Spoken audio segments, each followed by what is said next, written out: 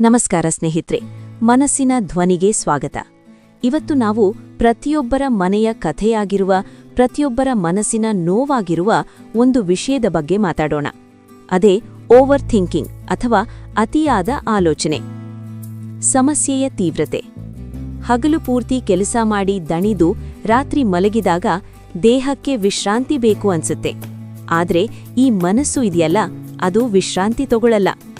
ಯಾವುದೋ ಹಳೆಯ ಮಾತು, ಯಾರೋ ಅಂದ ಸಣ್ಣ ಮಾತು ಅಥವಾ ಮುಂದೇನಾಗತ್ತೋ ಅನ್ನೋ ಭಯ ನಮ್ಮ ನಿದ್ದೆಗೆಡಿಸುತ್ತೆ. ನೀವು ಕೂಡ ರಾತ್ರಿ ಪೂರ್ತಿ ಆಲೋಚನೆ ಮಾಡ್ತಾ ಮಲಗುವವರಾಗಿದ್ರೆ ಈ ವಿಡಿಯೋ ನಿಮ್ಗಾಗಿ. 2. ಅತಿಯಾದ ಆಲೋಚನೆ ಅಂದ್ರೇನು? ವಿವರಣೆ.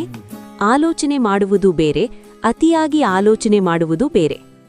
ಯಾವುದಾದ್ರೂ ಸಮಸ್ಯೆಗೆ ಪರಿಹಾರ ಹುಡುಕಲು ಯೋಚಿಸಿದ್ರೆ ಅದು ಆಲೋಚನೆ.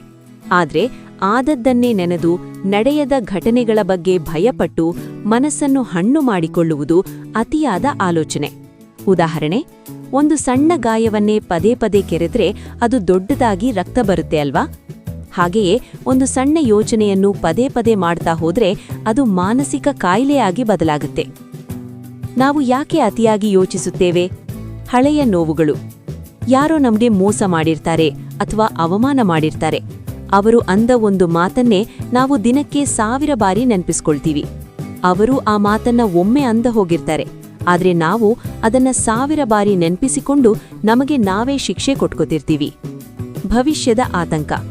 ಒಂದ್ ವೇಳೆ ನನಗೆ ಕೆಲಸ ಸಿಗದಿದ್ರೆ, ನನ್ನ ಆರೋಗ್ಯ ಹಾಳಾದ್ರೆ, ಜನ ಏನಂತಾರೋ, ಹೀಗೆ ನಡೆಯದ ಘಟನೆಗಳ ಬಗ್ಗೆ ಈಗಲೇ ಬೆವರ್ತೀವಿ. ಪರ್ಫೆಕ್ಷನ್ ಅಥವಾ ಪರಿಪೂರ್ಣತೆ. ನಾನು ಮಾಡುವ ಕೆಲಸದಲ್ಲಿ ಎಲ್ಲೂ ತಪ್ಪಾಗಬಾರದು ಅನ್ನೋ ಹಠ ಕೂಡ ನಮ್ಮನ್ನು ಅತಿಯಾಗಿ ಯೋಚಿಸುವಂತೆ ಮಾಡುತ್ತೆ. ಅತಿಯಾದ ಆಲೋಚನೆಯಿಂದ ಆಗುವ ತೊಂದರೆಗಳು. ಇದು ಕೇವಲ ಮನಸ್ಸಿಗೆ ಮಾತ್ರವಲ್ಲ, ದೇಹಕ್ಕೂ ಹಾನಿಕಾರಕ. ಇದರಿಂದ ಹಸಿವಾಗಲ್ಲ, ನಿದ್ದೆ ಬರಲ್ಲ, ಕೆಲಸದ ಮೇಲೆ ಗಮನ ಇರಲ್ಲ. ಕೊನೆಗೆ ಇದು ಡಿಪ್ರೆಷನ್ ಅಥವಾ ಬಿಪಿ, ಶುಗರ್ನಂತಹ ಕಾಯಿಲೆಗಳಿಗೆ ದಾರಿಯಾಗುತ್ತೆ. ಅತಿಯಾಗಿ ಯೋಚಿಸುವವರು ಹೆಚ್ಚಾಗಿ ನಿರ್ಧಾರಗಳನ್ನ ತಗೊಳ್ಳೋಕ್ಕಾಗಲ್ಲ. ಗೊಂದಲದಲ್ಲೇ ಬದುಕು ಕಳೆದುಹೋಗುತ್ತೆ. ಇದರಿಂದ ಹೊರಬರುವುದು ಹೇಗೆ? ಪರಿಹಾರಗಳು. ಯಾವುದೂ ಕೆಟ್ಟ ಯೋಜನೆ ಶುರುವಾದ ತಕ್ಷಣ ಮನಸ್ಸಿನಲ್ಲೇ 5, 4, 3, 2, 1 ಅಂತ ಉಲ್ಟಾ ಎಣಿಸಿ. ಆ ಯೋಚನೆಯಿಂದ ನಿಮ್ಮ ಗಮನ ಬೇರೆ ಕಡೆಗೆ ತಿರುಗಿಸಿ. ಆಗಿದ್ದಾಗಲಿ ಅನ್ನೋ ಮನೋಭಾವ. ಜಗತ್ತಿನಲ್ಲಿ ಎಲ್ಲವೂ ನಮ್ಮ ಕಂಟ್ರೋಲ್ನಲ್ಲಿ ಇಲ್ಲ. ಕೆಲವು ವಿಷಯಗಳನ್ನ ದೇವರಿಗೆ ಅಥವಾ ಕಾಲಕ್ಕೆ ಬಿಟ್ಬಿಡಿ. ಕೃಷ್ಣ ಹೇಳಿದ ಹಾಗೆ, ನಿನ್ನ ಕೆಲಸ ನೀನು ಮಾಡು, ಫಲವನ್ನ ಬಿಟ್ಬಿಡು. ಬರವಣಿಗೆಯ ಅಭ್ಯಾಸ. ನಿಮ್ಮ ಮನಸ್ಸಿನಲ್ಲಿರೋ ಗೊಂದಲಗಳನ್ನ ಒಂದು ಪೇಪರ್ ಮೇಲೆ ಬರೆಯಿರಿ. ಬರೆದ ಮೇಲೆ ಮನಸ್ಸು ಹಗುರಾಗುತ್ತೆ. ಇಂದಿನ ಕ್ಷಣದಲ್ಲಿ ಬದುಕಿ. Live in the moment. ನಿನ್ನೆ ಇತಿಹಾಸ, ನಾಳೆ ಮರೀಚಿಕೆ. ಇವತ್ತು ನಿಮ್ಮ ಕೈಯಲ್ಲಿದೆ. ಇವತ್ತಿನ ಖುಷಿಯನ್ನ ಸವಿಯೋದನ್ನ ಕಲಿಯಿರಿ. ಸ್ನೇಹಿತರೆ, ಈ ಜೀವನ ತುಂಬಾನೇ ಚಿಕ್ಕದು. ಆಲೋಚನೆ ಮಾಡಿ ಸಮಯ ಕಳಿಬೇಡಿ. ಈ ಕ್ಷಣದಲ್ಲಿ ಖುಷಿಯಾಗಿರಿ.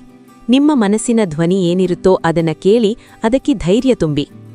ನಿಮ್ಮ ಮನಸ್ಸನ್ನ ಯಾವ ವಿಷಯ ಅತಿಯಾಗಿ ಕಾಡ್ತಾ ಇದೆ ಅಂತ ಕೆಳಗೆ ಕಾಮೆಂಟ್ ಮಾಡಿ.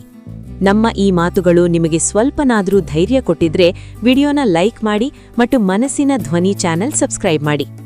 ಇಂತಿ ನಿಮ್ಮ ಪ್ರೀತಿಯ ಮನಸ್ಸಿನ ಧ್ವನಿ.